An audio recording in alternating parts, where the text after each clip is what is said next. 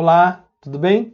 Eu sou o professor Maxwell, professor de Química, e eu estou falando sobre a distribuição eletrônica. Eu vou continuar falando sobre esse assunto e hoje, nessa aula, nós vamos mostrar na prática como que faz a distribuição dos elétrons no diagrama de Linus-Pauling, ou nos orbitais, tudo bem? Então vem comigo. O primeiro caso que nós vamos trabalhar é o caso mais simples de todos, é o caso do hidrogênio, que é o elemento químico que tem número atômico igual a 1. Se ele tem número atômico igual a 1, quer dizer que ele vai ter apenas um elétron para a gente preencher. Então vamos preencher esse um elétron? O primeiro elétron a gente preenche no orbital, no subnível, melhor dizendo, de menor energia, que no caso é um S. Então, tá aqui, um S1. Vou fazer essa distribuição nos meus orbitais, tá? Então, um elétron no orbital 1s, beleza? Como que eu dou a configuração eletrônica? A gente precisa colocar o símbolo do elemento químico, aí a gente coloca 2 pontos e na frente os subníveis com os seus respectivos números de elétrons, tá bom? Então fica H1S1, essa é a configuração eletrônica do hidrogênio. Agora vamos fazer o caso para o hélio. O hélio tem 2 elétrons. Então, onde eu colocarei os 2 elétrons? No subnível 1s. Então, tá lá. Vou fazer a mesma distribuição nos orbitais. Primeiro elétron, segundo elétron. Esse segundo elétron ele tem necessariamente que ser preenchido aqui no 1s. Eu não posso preencher esse elétron em outros orbitais. Na verdade, até existe. Só que aí deixa de ser um estado fundamental, passa a ser um estado excitado. E na natureza, o que nós encontramos são os átomos ou as moléculas em seus estados fundamentais. Um átomo que esteja no estado excitado, ele volta para o estado fundamental rapidamente, tá? Se esse segundo elétron estiver aqui no orbital 2s, ele vai voltar para um s, ele decai para um s. Quando isso acontece, ele libera energia, ele vai liberar um fóton. E na natureza, estados excitados tendem a se manter nesses estados por pouquíssimo tempo, tá? Pouquíssimo tempo mesmo. Então, nós temos que preencher primeiro um S. Está preenchido. Agora a configuração eletrônica hélio 1s2. Vou fazer mais um exemplo. Lítio 3. O lítio tem número atômico igual a 3, então ele tem 3 elétrons. Vou fazer a distribuição dele. 2 elétrons vai para o 1s. Tá? Falta um elétron. Vai para o 2s. Pessoal, como que você sabe qual subnível preenche primeiro? Eu sigo a ordem dessas setas aqui no diagrama de Linus-Pauling. O primeiro subnível a ser preenchido é 1s. O segundo subnível a ser preenchido é o 2s, o terceiro 2p, o quarto 3s, e eu vou seguindo então essas setas, tá bom? Se você não seguir a seta, vai ficar errado, com certeza absoluta. Olha, então vou preencher também os elétrons aqui nos orbitais. Primeiro elétron no s, segundo elétron também no s, só que agora ele é para baixo, down, né? E o terceiro elétron no 2s. Lembrando que se a gente começar a preencher os elétrons para cima, tá? Todo primeiro elétron do orbital tem que ser para cima. Por convenção, a gente tem que fazer isso. E qual que é a configuração eletrônica? Símbolo do elemento, lítio no caso, 2 pontos. E eu vou colocar os subníveis com seus respectivos números de elétron. Subnível 1s com 2 elétrons, fica 1s2. E separo por vírgula, subnível 2s com 1 elétron. Essa é a configuração eletrônica do lítio. Agora do flúor. O flúor tem número atômico igual a 9. Então nós vamos distribuir 9 elétrons aqui no diagrama de Linus-Pauling. 2 elétrons vão lá para o 1s. Agora, qual que é o próximo subnível a ser preenchido? 2s. Então, 2 elétrons lá. Ah, não pode ter mais elétrons no subnível 2s, não? Não. O subnível do tipo S comporta no máximo 2 elétrons. Subnível do tipo P comporta no máximo 6 elétrons. Subnível do tipo D comporta no máximo 10 elétrons. E subnível do tipo F comporta no máximo 14 elétrons. Bom, já preenchi 4. Para 9, que é o número de elétrons que eu vou preencher, faltam 5. Esses 5 podem ser preenchidos aqui no 2p? Pode, porque o 2p comporta até 6. Então eu posso colocar os 5 aqui no 2p. Pronto, preenchi. Vou fazer esse mesmo preenchimento nos orbitais para a gente entender como é que funciona. Primeiro elétron no S, segundo elétron no S, terceiro no 2s e o quarto no 2s, só que ele é para baixo, spin menos meio. Agora, onde que eu vou preencher? No primeiro orbital 2p, o 2px. Lembra lá da aula de orbitais, das formas dos orbitais? Primeiro elétron no 2px. E o segundo, eu coloco no 2px também? Nesse orbital aqui? Não, vou colocar nesse orbital aqui da frente. Olha lá. E o terceiro? No da frente. E o próximo? Ah, agora eu posso vir aqui preencher, acabar de preencher o 2px. Ó. Legal, né? Bom, aqui já foram 8 elétrons, falta mais um, tá aqui. Essa é a distribuição eletrônica do flúor. Aqui é a distribuição eletrônica no diagrama de Linus-Pauling. Aqui é a distribuição eletrônica nos orbitais. Por que eu estou fazendo nos dois? Para você enxergar que eles têm relação entre si. E, na verdade, eles são a mesma coisa. Agora eu vou dar a configuração eletrônica, símbolo do elemento, 2 pontos, e vou lá. Subnível 1s, com 2 elétrons, 1s2. Subnível 2s com 2 elétrons, 2s2. Subnível 2p com 5 elétrons, ó, então 2p5. É assim, simples assim. Agora, pessoal, lembra que nós falamos de íons? Vou falar um pouco de íon aqui, utilizando a distribuição eletrônica. Aqui nós estamos trabalhando com o flúor, que é o que nós acabamos de fazer a distribuição. 9 elétrons, ele tem 7 aqui na camada de valência, tá? Aqui a distribuição deles nos orbitais. O que eu vou fazer? Vou mostrar para você como que é realmente, o que eu tenho realmente em um átomo de flúor. Eu tenho 9 prótons, então tenho 9 partículas carregadas positivamente. Então aqui representei esses 9 prótons por esses 9 sinais de mais.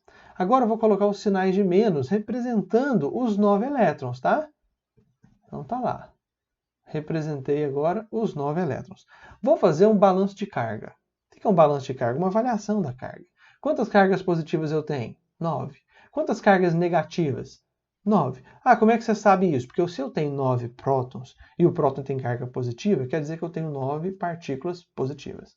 E se eu tenho 9 elétrons e o elétron tem carga negativa, quer dizer que eu tenho, pessoal, 9 partículas negativas. Quando eu somo essas cargas, eu vou ter menos 9 dos elétrons, mais, né, que eu estou somando as cargas, mais 9 dos meus prótons. Qual que é a carga desse sistema? Zero. O flúor é neutro. Os elementos da tabela periódica são neutros. Agora o que eu vou fazer? Presta atenção, eu vou arrancar um elétron. Vou chegar nesse elétron aqui, ó, que foi o último que eu preenchi, e vou arrancar ele. Ó. Arranquei. Ah, vai arrancar ele para onde? Eu vou jogar ele para o contínuo. O que é o contínuo? Eu jogo ele fora do sistema. Então ele não faz mais parte desse meu sistema. Tá bom? Essa linha tracejada representa o contínuo. Saiu do sistema. Agora, se eu fizer um balanço de carga, eu vou ter apenas 8 cargas negativas e continuo tendo as 9 positivas aqui. Ó. Eu tenho 9 prótons. Qual que é a minha carga final? Mais 1. Tá?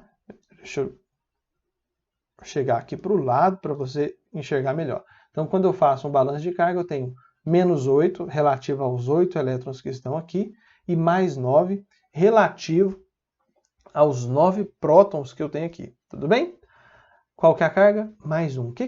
Quando a gente arranca um elétron, a carga do sistema fica mais 1. Nós acabamos de produzir um cátion. É um íon, e íon positivo é chamado de cátion. Tá? Esse flúor, pessoal, já que a gente ainda não viu estabilidade, mas nós vamos ver daqui a algumas aulas sobre estabilidade. Esse flúor não está estável. Para ele estabilizar, ele tem que ter 8 elétrons na sua camada de valência, que é a segunda camada. Então, para ele estabilizar, ao invés de retirar elétrons, eu preciso adicionar. Vou adicionar um elétron aqui para ver o que acontece. Ó. Adicionei um elétron. Quando eu adiciono um elétron, se eu for avaliar as cargas, agora eu passo a ter 10 cargas negativas relativas aos 10 elétrons e 9 cargas positivas relativas aos 9 prótons. Qual que é a minha carga final? Menos 1. Esse flúor aqui, pessoal, ele é estável. Nós vamos ver melhor sobre estabilidade lá na frente. Mas, basicamente, estabilidade é o seguinte. O átomo atinge a sua estabilidade química e energética, logicamente, quando ele possui 8 elétrons na camada de valência. Isso é a regra do octeto. Aqui ele tem 8 na valência. A valência é a camada 2. Bom, pessoal, agora nós vamos fazer a distribuição eletrônica do enxofre, tá? Ele tem número atômico igual a 16, então ele tem 16 elétrons. Então, vamos lá? 1s2, 2s2, 2p6, 3s2. Ó, já foram 12 elétrons, faltam 4. 3p4. Tá aqui a distribuição eletrônica. Vou mostrar como que faz a distribuição eletrônica aqui no diagrama de Linus Pauling, para você, perdão, aqui nos orbitais, né, para você já ir se acostumando. Então, primeiro elétron lá num S, depois um elétron para baixo num S, olha só. Esse é o princípio da construção, estamos preenchendo os elétrons corretamente. Olha só. Faltam 4 elétrons para colocar no subnível 3p. 1, 2, 3, agora eu volto completando 4. Está aqui a distribuição eletrônica nos orbitais. Vamos agora, nesse momento, colocar, pessoal, a configuração eletrônica, tá? Então, olha só. Vai ser enxofre, que é o símbolo, né? S, 2 pontos. E agora eu coloco os subníveis seguindo a ordem que nós preenchemos aqui no diagrama. 1s2, 2s2, 2p6, 3s2, 3p4, 3p4. Essa é a configuração eletrônica do enxofre, tá bom? Agora eu vou fazer do zircônio. Tem número atômico igual a 40, então são 40 elétrons. Olha, eu vou colocar esses elétrons aqui no meu diagrama de Linus Pauling. Ó. 1s2, 2s2, 2p6, 3s2, 3p6, 4s2, 3d10, 4p6, 5s2, 4d2. Bom, terminei. Essa é a distribuição eletrônica do zircônio. A gente tem que ir distribuindo os elétrons, nos preocupando em atingir os 40, tá? Não pode sair distribuindo de qualquer maneira sem contar. A gente tem que ir contando. Aqui deu 40, então tá ótimo. Agora eu vou distribuir esses elétrons nos orbitais, para você observar como é a correta distribuição desses elétrons nos orbitais. Olha só, o 2p lá sendo preenchido. Agora eu vou para o 3s, um para cima, um para baixo. Agora eu vou para o 3p. Todos para cima primeiro, nos 3 orbitais do tipo P. E agora eu venho complementando, fechando essa camada. Vou para o 4s. Agora eu vou para o 3d. Estou seguindo a ordem do diagrama de Linus Pauling, tá? Sempre seguir a ordem do diagrama de Linus Pauling. Olha que legal, estamos construindo os elétrons nesses orbitais. O 4p tem 6 elétrons. Agora o 5s vai ter 2 elétrons. Agora o 4d tem 2 elétrons, está aí os 2 elétrons. Acabamos de distribuir os elétrons do zircônio. E a configuração eletrônica, como que faz? É só a gente colocar ZR, 2 pontos, e colocar todos os subníveis em ordem energética, tá? Na ordem exata que a gente preencheu aqui no diagrama de Linus Pauling. Tudo bem? Agora vamos para o próximo? Aqui é legal. Agora nós vamos fazer, pessoal, um cátion. Eu vou pegar o zircônio, que é um metal, e vou arrancar um elétron. Tá? Vou arrancar um elétron. Por isso que ele tem carga positiva aqui. Ó. Então, se eu for arrancar um elétron, qual elétron eu devo retirar do meu sistema? Eu devo retirar do meu sistema o elétron que está na minha camada de valência. Tá? Quando eu tiro um elétron, quando eu produzo um íon, quando eu produzo um cátion, no caso que eu arranco o elétron, esse elétron é arrancado da camada de valência e não do último subnível preenchido, tá? É arrancado da camada de valência. Então, qual é o elétron que eu devo arrancar? Eu devo arrancar o elétron que esteja aqui no 5s, que é a minha camada de valência. Camada de valência é a camada mais distante do núcleo, com pelo menos um elétron preenchido. Olha lá, então vou arrancar um elétron. Agora ele fica 5s1. Aqui nos orbitais eu tirei o elétron do 5s. Tá bom? Então, como que vai ficar a minha configuração eletrônica? É desse jeito? Não. A configuração eletrônica fica com o final 5s1, 4d2. Entendeu? Então, o que eu falei aqui? Para tirar um elétron do sistema, você precisa arrancar esse elétron da camada de valência. Tá bom? Arrancar o elétron da camada de valência. Aí, pessoal, olha só. Vou fazer agora do molibdênio. Bom, ele tem 42 elétrons. Já vou distribuir esses elétrons aqui no meu diagrama de Linus Pauling. Tá? Tá distribuído. Vou colocar os elétrons aqui nos orbitais da maneira correta. Olha aí que legal. Depois você pode rever a aula devagarzinho para você ver a construção. Eu tenho certeza que você já aprendeu a construir esses orbitais com os seus respectivos elétrons. Lá no 4D nós temos 4 elétrons, não é isso? Ó, 4 elétrons no 4D. Então vamos colocar esses 4 elétrons. Tá aí. Bom, qual que seria a configuração eletrônica? Eu coloco aí então o símbolo MO e eu vou colocar todos os subníveis com seus elétrons seguindo a ordem aqui do diagrama de Linus Pauling. Aqui nós temos um caso interessante. Sabe por quê? Porque seguindo o diagrama de Linus Pauling é exatamente isso que eu tenho. Só que na prática não é isso que eu vejo. Na prática, a gente observa que um elétron aqui do subnível 5s é jogado para o subnível 4d. Tá vendo a setinha indicando aí? Então esse elétron sai do 5s e vai lá para o 4d. Tá vendo que legal? Bom, isso aqui é o que eu observo na prática. Seguindo o diagrama de Linus Pauling, nós temos isso aqui. Nós temos isso aqui. Mas na prática, o que eu observo é esse elétron 5s saindo e indo lá para o 4d. Bom, o que explica isso então? É o seguinte, quando um elétron sai aqui do 5s e vai para o 4d, eu passo a ter todos os orbitais do 4d preenchidos. Passo a ter todos esses orbitais aqui preenchidos. Energeticamente, isso é mais favorável do que se eu tivesse esse sistema, faltando um elétron para preencher o último orbital do tipo D. Então sempre, pessoal, sempre, quando você estiver fazendo a distribuição, se você se deparar com um caso em que sobram 4 elétrons em um orbital do tipo D, pode ser o 4D, pode ser o 3D, pode ser o 5D, você vai fazer o seguinte, você vai pegar um elétron do orbital imediatamente anterior, que vai ser um orbital do tipo S, e vai promover esse elétron para completar o meu orbital do tipo D. Tá bom? Isso é feito tanto quando você tem apenas 4 elétrons no D, ou quando você tem 9 elétrons no orbital do tipo D. Correto? E a configuração eletrônica, como que ela fica? Agora ela fica desse jeito aqui, ó, com o final 5s1, tá vendo?